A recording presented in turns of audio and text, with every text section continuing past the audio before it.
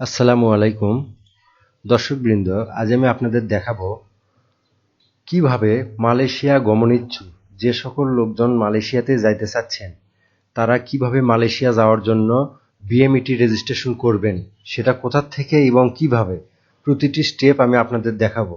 তবে এখানে একটা বিড়ম্বনা আছে, সেটার সম্বন্ধেও সমাধান দেওয়া হবে। আপনারা অবশ্যই এই ভিডিও বা এই ভিডিওর পরবর্তী ভিডিওতে এই সকল বিষয়গুলো নিয়ে খুঁটিনাটি দেখতে পাবেন। তো আমাদের সাথেই থাকবেন, দেখতে থাকুন। প্রথমে আপনাকে একটা ব্রাউজারের উপস্থিতি গ্রহণ করতে হবে। ব্রাউজারটি হচ্ছে মজিলা ফায়ারফক্স অথবা গুগল ক্রোম। তো এখানে যাওয়ার পর আমাদেরকে যা করতে হবে সেটা হচ্ছে BMET dot GOV dot BD, এটা লিখতে হবে।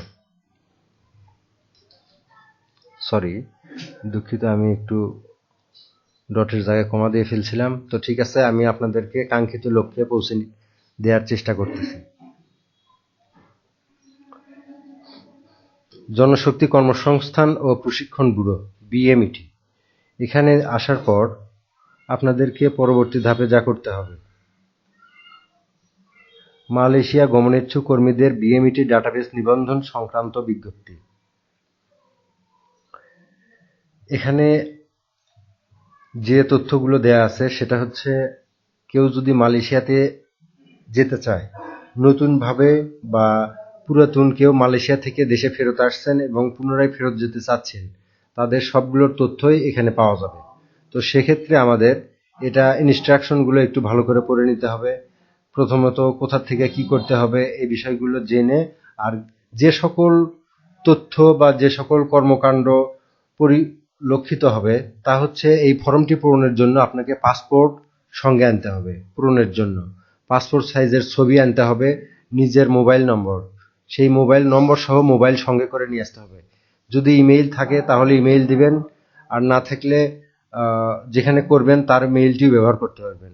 এবং আপনার যদি দক্ষতার সনদপত্র থাকে সেক্ষেত্রে আপনি দক্ষতার সনদপত্রটি এখানে উল্লেখ করতে পারেন। আচ্ছা, তো আপনাকে আমরা পরবর্তী ধাপে আসি। কোথা থেকে কি করব দেখে দিই। অনলাইন নিবন্ধন, প্রথমে আপনাকে এখানে যাইতে হবে। অবশ্যই নিশ্চয়ই দেখতে পাচ্ছেন অনলাইন নিবন্ধন, চাপ দিলাম। চাপ দেওয়ার পর এখানে একটা ফর্ম প্রদর্শিত হবে। ফর্মটি ঠিক মূলত আজকাল আমরা কম বেশি সবাই ফর্ম পূরণ করতে পারি। তো এখানে সবকিছু লেখাই আছে, আপনারা জাস্ট এগুলো ফিল আপ করবেন। বিড়ম্বনা শুধু ছবিতে। ছবি 10 কিলোবাইট এখানে বলা আছে। Check browse to upload your recent photographs, passport size colour photograph, maximum size 10 kilobyte. মূলত এটি একটি শত্রুতামূলক বলতে পারেন, তা বলা যাবে না। এটা যে কোনো একটা কারণে বিএমইটি এইটির ব্যবস্থা করছে যে 10 কিলোবাইট। মূলত যারা মোস্ট এক্সপিরিয়েন্স ব্যক্তি, যারা এই বিষয়ে অনেক অভিজ্ঞ, তারা এখানে এই ছবিটি 10 কিলোবাইট করে আপলোড দিতে পারবেন। তবে একটা ছবিকে 10 কিলোবাইট বা তার নিচে বা এরকম মাপে নিয়ে আসতে গেলে ছবিটির অবস্থা আসলে জর্জরিত হয়ে যায়, ছবিটি খুব পরিষ্কার চেনা যায় না, অনেক কোয়ালিটি লেস হয়ে যায়। সে কারণে অবশ্যই আপনাদেরকে বিষয়টি মাথায় রাখতে হবে এবং এখানে যে 10 কিলোবাইটের ভিতরে ছবিটা সেটা এখানে আপলোড করতে হবে ব্রাউজ থেকে।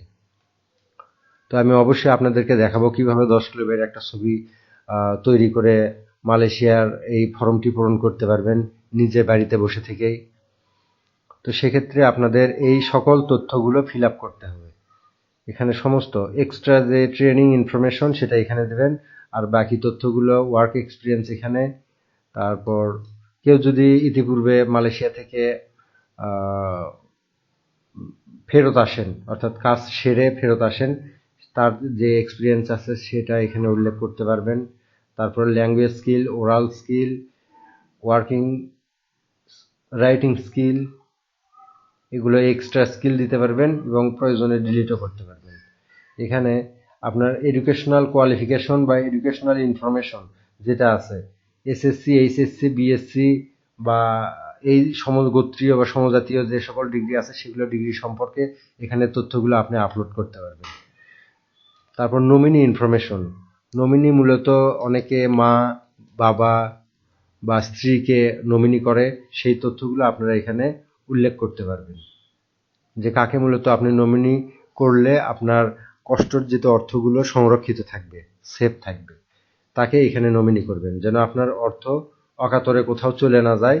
যেমন কেউ হয়তো বা ছোট ভাইকে দিয়ে নমিনি করায়, বা যদিও আমার জানার মতে খুব কমই করায়, তো যদি কেউ করে দেখা যাচ্ছে ছোট ভাই টাকা উঠে খরচ করে ফেলছে। আর স্ত্রীর নামে করলে অনেকের স্ত্রীর বিভিন্ন ঘটনা অবশ্যই আপনারা অবগত। তবে মা বা বাবা অথবা কারো যদি বিশ্বস্ত স্ত্রী থাকে সেক্ষেত্রে সে স্ত্রীকেও এখানে সংযুক্ত করতে পারেন নমিনি ইনফরমেশনে।